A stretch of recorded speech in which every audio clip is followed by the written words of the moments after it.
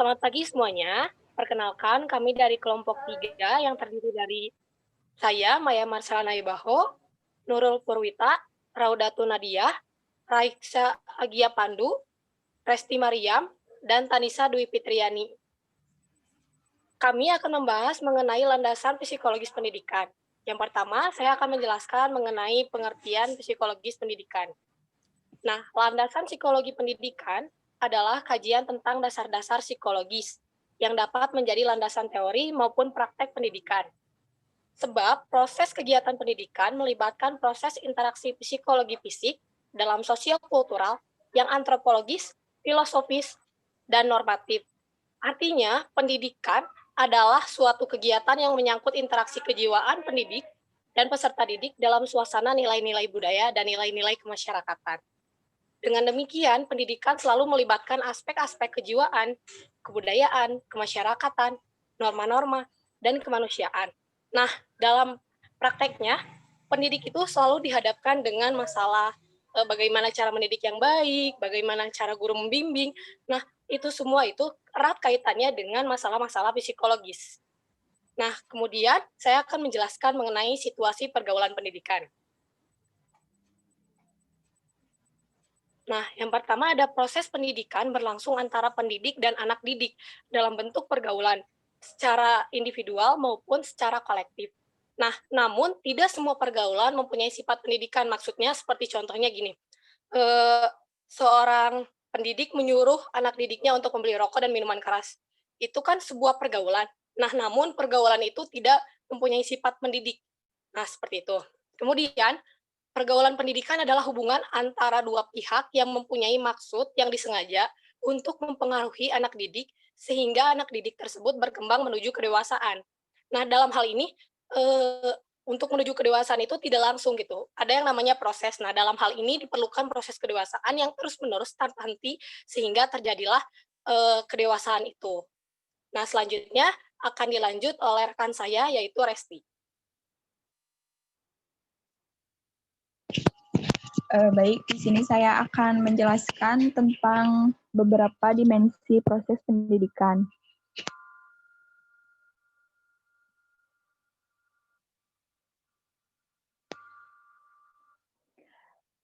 Jadi, dimensi dari proses pendidikan sendiri adalah merupakan pendidikan dasarnya mempunyai tujuan untuk memperbaiki perilaku. Dalam pendidikan, intinya bukan terletak pada perbaikan keterampilan, melainkan kita mendidik anak agar anak kita memiliki sebuah integritas kepribadian serta mampu berbuat secara bertanggung jawab. Menurut Profesor Dr. Hostam, seorang tokoh pendidik Belanda, mengadakan pembedaan antara berbagai lapisan perilaku pada berbagai jenis makhluk yang disebut Nervus van Giedrich. Jadi pendidikan itu dasarnya bukan memperbaiki perilaku saja, seperti kita dapat ketahui di sekitar kita, di keseharian kita, kayak hewan. Hewan juga dapat diperbaiki tingkah lakunya, seperti dididik agar bisa melacak, dididik agar bisa mencari sesuatu yang kita butuhkan, tapi kita perlu bantuan selain manusia, gitu, dan lain-lain. Namun demikian, kita tidak bisa mengatakan bahwa binatang bisa dididik atau perlu pendidikan. Kemudian, lapisan perilakunya ada 5. Yang pertama, lapisan perilaku anaerogenis. Yang kedua, lapisan vegetatif atau nabati. Yang ketiga, perilaku animal atau hewani. Dan yang keempat, perilaku human atau manusiawi. Yang kelima, lapisan mutlak. Yang pertama itu lapisan perilaku anaerogenis itu seperti peristiwa jatuh baik pada makhluk hidup maupun mati. Yang keduanya, tunduk pada hukum alam. Kemudian yang kedua, lapisan vegetatif atau nabati, yaitu lapisan tentang segala proses yang terdapat dalam tubuh, baik pada tanaman, baik pada hewan, ataupun pada manusia. Dan yang ketiga, perilaku animal atau perilaku hewani. Lapisan ini sifatnya udah berupa dorongan yang bersifat instiktif atau naluri. misalnya nafsu makan, dorongan seks, nafsu berkelahi, ataupun lain-lain. Perilaku ini diperbaikinya pada tingkat tertentu. Kemudian yang keempat, perilaku human, yaitu lapisan perilaku yang dimiliki manusia. Lapisan ini merupakan potensi-potensi manusiawi, yaitu adanya kemauan untuk menguasai hawa nafsu, kemudian adanya kesadaran intelektual, kemudian adanya kesadaran diri, kemudian adanya manusia itu kan sebagai makhluk sosial yang dapat mengatur hidupnya dengan orang lain. Kemudian manusia juga mempunyai bahasa simbolis, baik kata-kata ataupun tertulis. Kemudian manusia dapat menyadari nilai-nilai seperti kesusilaan, kebenaran, keadilan.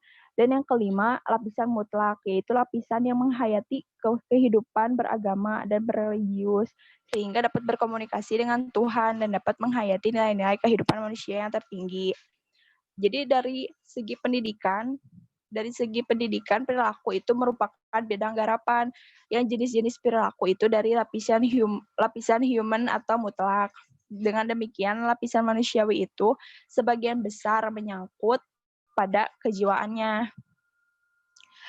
Jadi proses pendidikan itu dapat berlangsung dalam berbagai jenis dimensi perilaku dan menyangkut aspek-aspek yang ada dan bisa dikognitifkan di sekolah. Kemudian aspek afektif dan religiusnya dapat dilakukan di keluarga ataupun di rumah. Dan yang keempat ada tugas-tugas pokok perkembangan. Proses pendewasaan manusia ada pada pertumbuhan potensi dari dalam pada anaknya dan berpengaruh dari lingkungan. Jadi potensi-potensi anak kalau baik ya berarti lingkungannya baik, kalau buruk ya bisa jadi lingkungannya juga buruk ataupun tidak baik. Yang bisa diatur dengan sengaja ataupun dengan pendidikan. Jika dididiknya baik ya potensi anak itu pun baik, kalau didikannya kurang baik ya potensi anaknya itu belum tentu baik gitu. Kemudian di tahap-tahap perkembangan potensi-potensi itu ada 3. Yang pertama ada the sense of trust, yaitu merupakan sebuah kemampuan mempercayai. Jadi kalau anak masih kecil itu ya percaya-percaya aja, nggak seperti anak dewasa yang percaya gak ya, seperti anak dewasa itu harus meneliti dulu, menelaah dulu itu benar apa tidak, agar dirinya percaya. Kemudian ada the sense of autonomy, yaitu kemampuan berdiri sendiri. Tahap ini anak menghadapi tugas untuk mempertegas kehadirannya sebagai manusia yang mempunyai kesadaran dan kemauan sendiri. Kalau dia pengen berdiri ya berdiri, kalau dia ya ingin duduk ya tetap duduk. Jadi itu sebagai kemampuan sendiri, kemampuan yang kira-kira ada di umur 1,5 tahun sampai 3 tahun. Kemudian ada the sense of initiative, yaitu kemampuan berprakarsa. Kemampuan ini ada pada anak umur kira-kira 3,5 sampai 5,5 tahun. Anak di umur ini ingin menemukan kemampuan-kemampuan yang tersimpan.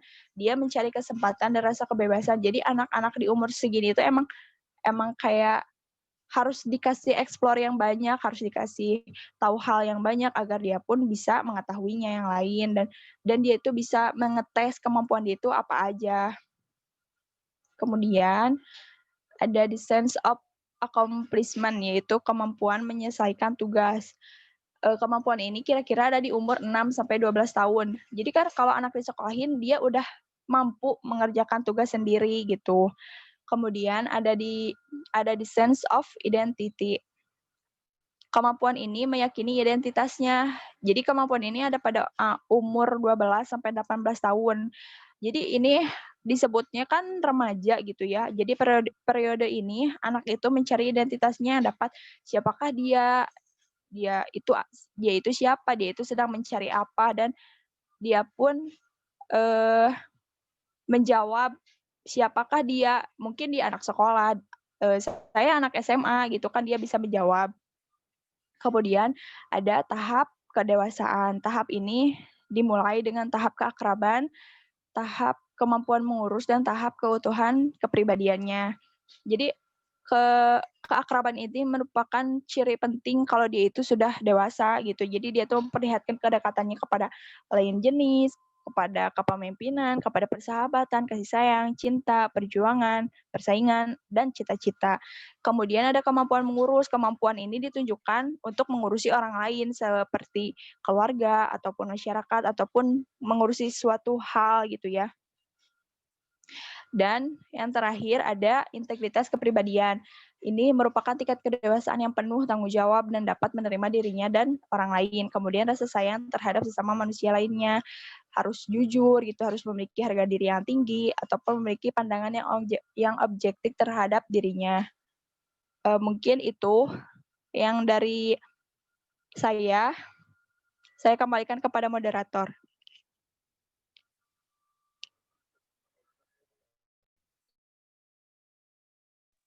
Selanjutnya akan dilanjut oleh Reksa. Kepadanya dipersilahkan.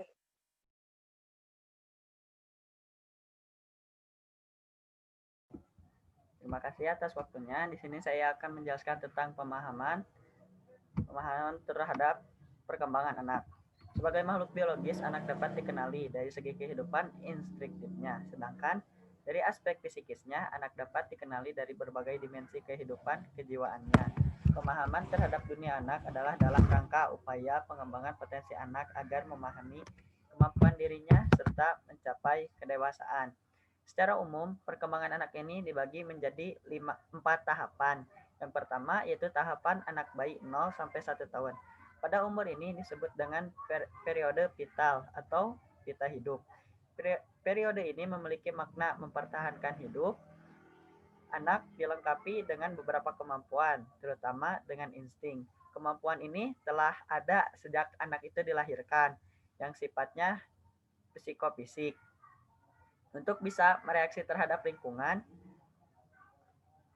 perilaku mereka terhadap lingkungan itu terjadi tanpa belajar terlebih dahulu dan meliputi segi kognitif, yaitu kesadaran, efektif emosi, dan kognitif perilaku yang melibatkan sistem psikomotorik. Selain itu, anak pada umur 0 sampai 1 tahun juga memiliki insting. Yang pertama ada insting sosial, yang dimana anak bisa menyesuaikan kehidupannya dengan kehidupan sosialnya, seperti berkomunikasi atau berinteraksi dengan keluarganya. Selain insting sosial, anak pada umur 0 sampai 1 tahun atau lebih jelasnya 12 sampai 15 bulan, mereka sudah mulai memiliki insting meniru, yang dimana mereka akan meniru apa yang dilakukan oleh orang di sekitarnya, seperti contohnya ibunya yang mengajarkan kepada anaknya untuk berbicara mama, berbicara papa, dan sebagainya. Maka dari itu, anak pun mengikuti apa yang dicontohkan oleh mama dan papanya. Untuk periode perkembangan yang kedua yaitu periode kanak-kanak. Periode kanak-kanak ini terjadi pada umur 1 sampai 5 tahun. Usia prasekolah pada usia 3 sampai 5 tahun merupakan usia prasekolah, yang dimana periode peralihan antara dari masa bayi ke usia anak sekolah. Sebelum masuk sekolah, jiwa mereka telah matang untuk disekolahkan, namun mereka masih disiapkan secara benar-benar untuk masuk ke tingkat sekolah yang lebih baik. Biasanya pada umur ini mereka disekolahkan di taman kanak-kanak atau TPA dan jenis pendidikan anak prasekolah lainnya. Dr. Komstam berpendapat bahwa periode ini merupakan periode keindahan, yang dimana disebut dengan periode keindahan karena periode ini memiliki 3 ciri khas yang erat kaitannya dan tidak ditemui di periode lainnya. Yang pertama, periode emosi kegembiraan, kebebasan, dan periode fantasi. Periode ini diajarkan kepada anak usia 3 sampai 5 tahun dengan cara dongeng, bermain, dan mengasah kreativitas anak di lingkungan keluarga maupun lingkungan persekolahannya. J.J. Rousseau dari Prancis yang menyatakan bahwa masa kanak-kanak adalah masa bahagia sebagai hak setiap anak dalam suasana kebebasan dan dalam masa kehidupan dengan mengembangkan keempat jenis kegiatan, yaitu mendongeng, bercerita, menggambar. Anak dapat mengembangkan kreativitasnya dengan banyak mempergunakan daya fantasinya. Untuk periode 3 dan 4 akan dilanjut oleh teman saya, yaitu Raudatun.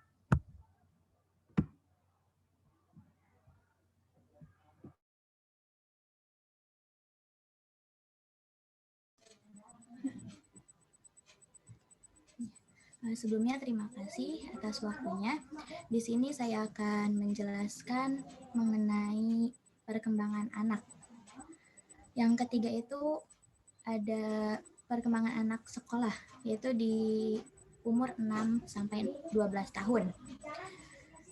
Periode ini oleh Kohenstam disebut periode intelektual karena sebagian besar waktu dipergunakan untuk pengembangan kemampuan intelektualnya. Perhatian anak sebagian besar ditujukan kepada dunia ilmu pengetahuan tentang alam dan sekitarnya, di mana anak senang membaca tentang cerita-cerita petualangan yang menambah dunia pengalamannya. Anak pada usia ini berada pada sekolah dasar, yang mulai belajar tentang alam dan masyarakat. Minat pada periode ini disebut periode objektif, artinya perhatian lebih ditujukan kepada dunia kenyataan atau dunia objektif yang dianalisis dan disintesakan, serta memahami adanya hukum sebab akibat. Untuk perkembangan anak tahap keempat, itu remaja atau adolescensi, yaitu pada umur 12 sampai 18 tahun.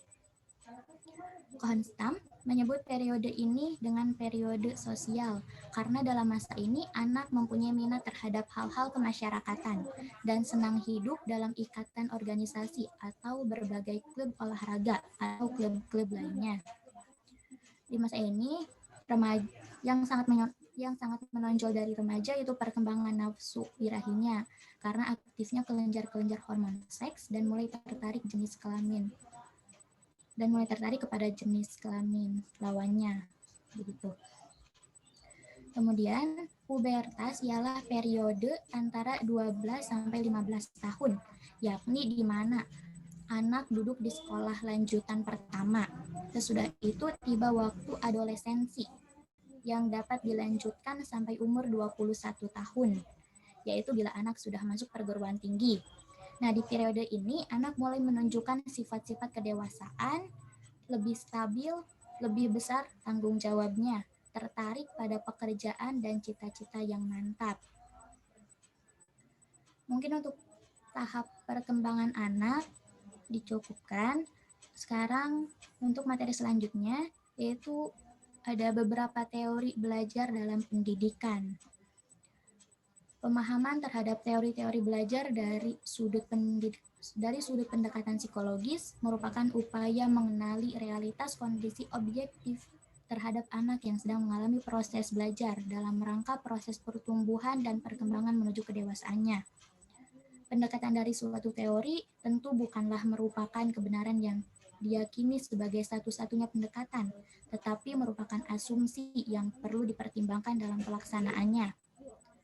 Masalah yang perlu dipertimbangkan adalah berkaitan dengan aspek hakikat manusia, tujuan pendidikan, isi pendidikan, dan nilai-nilai serta metode pencapaian tujuan pendidikannya. Nah, sedangkan untuk teori yang berkembang dewasa ini dalam teori belajar pendidikan, pertama itu ada teori psikologi kognitif atau kognitivisme.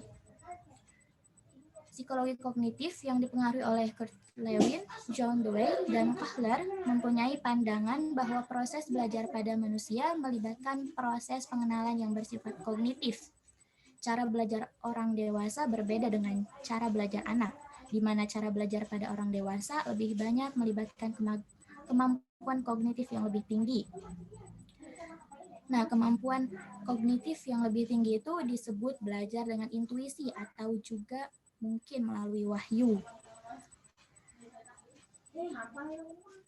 Untuk selanjutnya yaitu para ahli psikologi kognitivisme memandang bahwa perkembangan kognisi seseorang mengalami tahap-tahap perkembangan sesuai dengan bertambahnya usia individu, seperti yang diungkapkan Jean Piaget. Menurut beliau, ada 4 tahapan. Pertama, tahap sensori motorik yang terjadi pada 0 sampai 2 tahun. Tingkah laku anak pada tahap ini dikendalikan oleh perasaan dan aktivitas motorik. Impresi anak akan dunianya akan dibentuk oleh persepsi akan perasaannya. Pengenalan anak terbatas pada benda konkret. Yang kedua, tahap operasi awal, yaitu pada umur 2-6 tahun, di mana anak mulai mengenal simbol, termasuk simbol verbal. Yang ketiga, itu tahap operasi konkret, dari umur 7 tahun sampai 11 tahun, yaitu masa anak mulai membandingkan pendapat orang lain, mulai bisa membedakan sekalipun masih bergantung pada masalah-masalah yang konkret. Dan yang terakhir, 4, tahap operasi formal dari 12 tahun sampai ke atas, yaitu perkembangan kognisi anak yang sudah mampu berpikir abstrak tanpa terbatas kepada hal-hal yang konkret. Selain pendapat dari Jean Piaget, ahli lain juga, Jerome Bruner, mengemukakan 3 sistem pengolahan informasi oleh individu yang berkaitan dengan perkembangan kognisi yang akan membentuk struktur pengenalan terhadap dunianya. Menurut Bruner, 3 tahapan tersebut yaitu pertama, tahap enaktif, yaitu tahapan perkembangan kognisi anak dalam memahami lingkungan melalui respon-respon motorik. Tahap kedua yaitu ikonik, yaitu perkembangan kognisi anak yang mulai mampu berpikir atas dasar model, gambar, atau hal-hal konkret. Tahap ketiga yaitu simbolik, yaitu tahap berpikir anak yang tidak terbatas pada hal-hal konkret. Anak-anak mampu berpikir abstrak atas simbol bahasa, mampu menggunakan bahasa sebagai alat berpikir hingga dapat diketahui tingkat struktur pengetahuan seseorang atau sebaliknya. Sedangkan dalam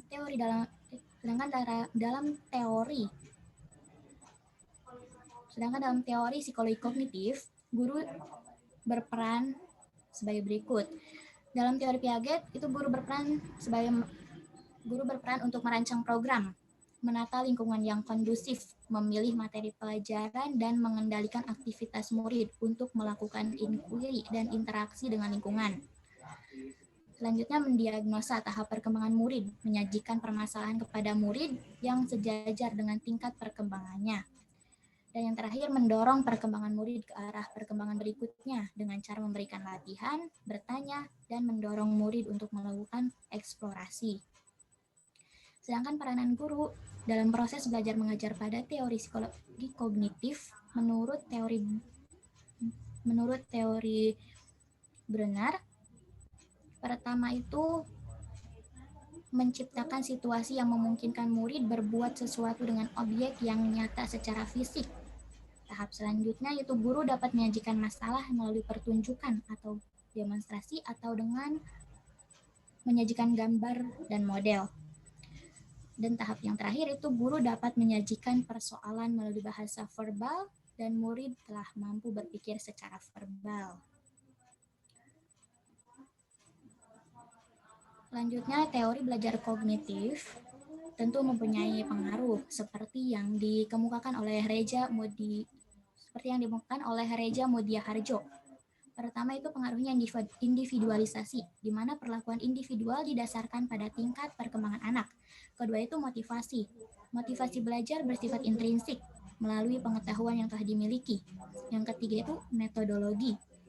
Di sini mempergunakan kurikulum dan metode yang mengembangkan keterampilan dasar berpikir dan juga mengembangkan bahan pelajaran. 4. Tujuan kurikuler, yaitu memusatkan diri pada pengembangan kemampuan secara keseluruhan, gerak, berbahasa, dan berpikir. Interaksi sosial dibutuhkan dalam rangka mengembangkan intelijensi. Yang kelima, bentuk pengelolaan kelas, berpusat pada anak. Peranan guru adalah berfungsi membimbing anak dalam belajar bereksplorasi dan bereksperimentasi. Yang keenam itu efektivitas pengajaran, di mana program pengajaran disusun dalam bentuk pengetahuan yang terpadu, konsep dan keterampilan yang dirancang secara hierarkis. Yang ketujuh itu partisipasi siswa, di mana partisipasi siswa terutama dituntut untuk melakukan pengembangan kemampuan berpikir dan melalui belajar dan bekerja. Yang kedelapan itu kegiatan belajar siswa. Kegiatan belajar mengutamakan metode pilihan dan pemahaman. Dan yang terakhir, kesembilan, tujuan umum pendidikan, di mana mengembangkan fungsi-fungsi kognitif secara optimal dan menggunakan kecerdasan secara bijaksana. Untuk teori dalam belajar pendidikan, yakni teori psikologi kognitif, mungkin dicukupkan sekian, dilanjutkan oleh teman saya, Nurul Purwita. Ya, baik. Terima kasih atas kesempatannya. Di sini saya akan menjelaskan mengenai teori psikologi humanistik. Nah, menurut aliran humanisme ini, bahwa perilaku manusia itu ditentukan oleh dirinya sendiri atau kita sebut faktor internal dan bukan oleh kondisi lingkungan ataupun pengetahuannya. Perlu diketahui bahwa di sini guru sebagai fasilitator. Nah, dalam teori psikologi humanistik ini tentunya ada pengaruhnya. Dilihat dari menurut Reja Muyahatjo, dia mengungkapkan bahwa teori ini berpengaruh pada motivasi, yang dimana motivasi ini belajar bersifat intrinsik atau dalam diri sendiri, kemudian menekankan pada pemuasan kebutuhan individu. Kemudian dalam individualisasi, perlakuan individual didasarkan pada kebutuhan dan perkembangan individualitas atau kepribadian dari sang anak. Yang ketiga ada metodologi. Dalam praktek pendidikan lebih menekankan pada pendekatan proyek yang terpaut, menekankan pada mempelajari kehidupan sosial. Kemudian berpengaruh pada tujuan-tujuan kurikuler, berpengaruh pada bentuk pengelolaan kelas, berpengaruh terhadap usaha mengefektifkan mengajar, dan terhadap partisipasi siswa. Partisipasi siswa ini berpengaruh pada partisipasi aktif yang diutamakan dan anak belajar itu akan sambil bekerja, seperti itu. Nah, kemudian di sini menurut Carl L. Rogers dalam dasar-dasar pendidikan mengemukakan prinsip-prinsip belajarnya. Bisa dilihat ada 4 di sini. Nah, 4 di sini yakni manusia mempunyai dorongan untuk belajar. Dorongan untuk belajar ini yakni dorongan ingin tahu, melakukan eksplorasi dan mengasimilasi pengalaman baru. Yang kedua, belajar akan bermakna. Tentunya ini akan terjadi apabila yang dipelajari itu relevan dengan kebutuhan sang anak. Yang ketiga, belajar dengan inisiatif sendiri. Ini akan melibatkan keseluruhan pribadi, baik itu intelektual maupun perasaan. Yang keempat, adanya sikap berdiri sendiri. Kreativitas dan percaya diri ini diperkuat dengan penilaian diri sendiri. Penilaian dari luar merupakan hal yang sekunder. Makanya, apabila guru berperan sebagai fasilitator seperti yang diungkapkan sebelumnya, menurut Carl L. Rogers ini, ia mempunyai atau guru itu mempunyai tugas sebagai berikut. Di sini juga dikemukakan ada 1, 2, 3, 4. Nah, yang pertama ada membantu menciptakan iklim kelas yang kondusif dan sikap positif terhadap belajar. Yang kedua, membantu siswa mengklasifikasikan tujuan belajar, dan guru memberikan kesempatan secara bebas kepada siswa untuk menyatakan apa yang hendak dan ingin mereka pelajari. Yang ketiga, membantu siswa mengembangkan dorongan dan tujuannya sebagai kekuatan belajar. Dan yang keempat, tentunya menyediakan sumber-sumber belajar, termasuk juga menyediakan dirinya sebagai sumber belajar bagi siswa. Yang selanjutnya, ada di slide selanjutnya. Nah, itu adalah teori psikologi behavioristik. Nah, aliran ini memandang bahwa perilaku manusia adalah hasil pembentukan melalui kondisi lingkungan atau disebut operant conditioning. Tujuan pendidikan menurut aliran behaviorisme ini adalah berorientasi pada pengembangan kompetensi, penguasaan secara tuntas atau mastery terhadap apa-apa yang dipelajari. Itu adalah penyampaian kepada saya. Dilanjutkan pada Tanisa ya. Baik, terima kasih atas waktunya Nurul. Selanjutnya yaitu pengaruh teori belajar behaviorisme terhadap pendidikan menurut Reja Mudiaharjo. Yang pertama ada individualisasi. Perlakuan individual didasarkan pada tugas, ganjaran, dan disiplin. Yang kedua, motivasi belajar. Motivasi belajar bersifat ekstrinsik melalui pembiasaan terus-menerus. Yang ketiga, metode belajar. Dijabarkan secara rinci untuk mengembangkan keterampilan dan pengetahuan tertentu. Keempat, tujuan-tujuan kurikuler. Tujuan ini berpusat pada pengetahuan dan keterampilan akademis serta tingkah laku sosial. Kelima, bentuk pengelolaan kelas. berpusat pada guru, sedangkan hubungan sosial digunakan sebagai cara komunikasi, bukan sebagai tujuan pengajaran. Keenam, usaha mengefektifkan kelas. Program pengajaran disusun secara rinci dan bertingkat, dan proses belajar lebih mengutamakan penguasaan bahan. Ketujuh, partisipasi siswa. Secara umum, siswa menunjukkan perilaku yang pasif. Kedelapan, kegiatan belajar siswa. Kegiatan belajar siswa, pemahiran keterampilan melalui pembiasaan bertahap, yaitu melakukan praktek setapak demi setapak. Kesembilan, tujuan umum pendidikan. Pendidikan bertujuan mencapai kemampuan mengerjakan sesuatu atau mencapai tingkat kompetensi tertentu. Selanjutnya yaitu ada jenis-jenis upaya pendidikan. Upaya pendidikan adalah suatu usaha cara pendidikan untuk membimbing anak mencapai kedewasaannya. Upaya pendidikan dapat berupa perintah, larangan, ajakan, saran, dorongan, dan sebagainya. Setiap upaya pendidikan dilaksanakan berhubungan dengan 4 hal, yaitu pertama, membatasi tujuan-tujuan pendidikan. Setiap tujuan yang sifatnya tidak umum atau mendewasakan anak dapat menjadi upaya untuk mencapai tujuan pendidikan tertentu yang lebih luas. Yang kedua, dihubungkan dengan siapa yang mempergunakan upaya itu. Walaupun upaya itu jelas tujuannya, belum tentu seseorang dapat memakainya secara efektif. Ketiga, dihubungkan dengan cara atau bentuk upaya yang dipergunakan. Seperti larangan, perintah, dan sebagainya dapat memberi kontribusi terhadap efektivitas pencapaian tujuan. Yang keempat, yaitu bagaimana efeknya terhadap anak. Dalam menerapkan upaya pendidikan, pendidik harus memperhatikan sifat khusus dari kondisi dan situasi khusus anak pada suatu saat secara konkret.